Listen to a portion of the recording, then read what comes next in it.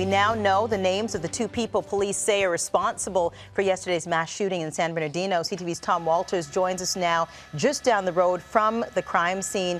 And Tom, tell us more about what we know about these suspects. We're hearing that there was some sort of altercation.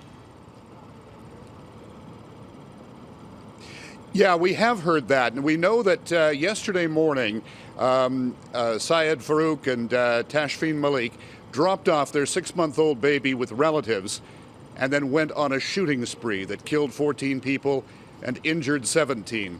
Now, this was at a gathering for the county health department where Farouk worked as a health inspector.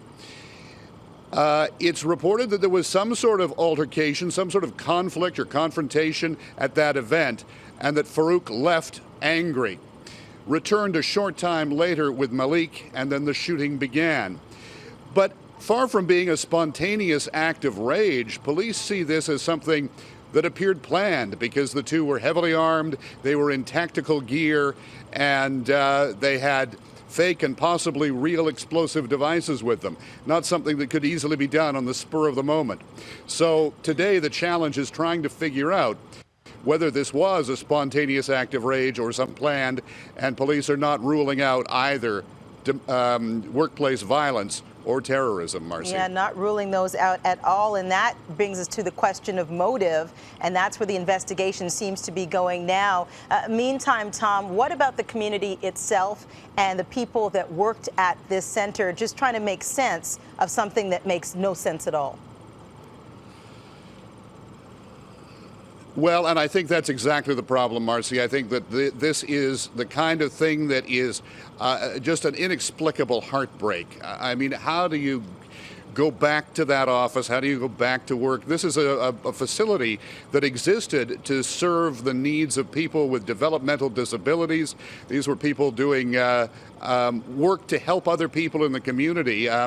This is a facility that also rented out banquet and meeting rooms and so on, and that's why it came to pass that the health department was having its function there. But certainly the community is shaken by this. The country is shaken by this. Even though these incidents, mass shootings, and by that I mean shootings that injure or kill 4 people or more, have happened 355 times in this country so far this year. But an event on this scale and with this magnitude of horror is bound to shake a community.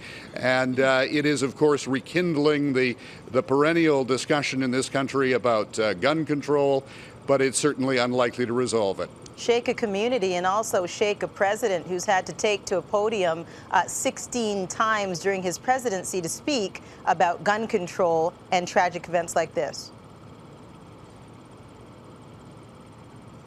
Well, exactly, and his frustration seems quite palpable now, but it is an intractable political problem to try to change the gun laws and, more to the point, the gun culture of the United States. CTV's Tom Walters reporting from San Bernardino. Thank you so much.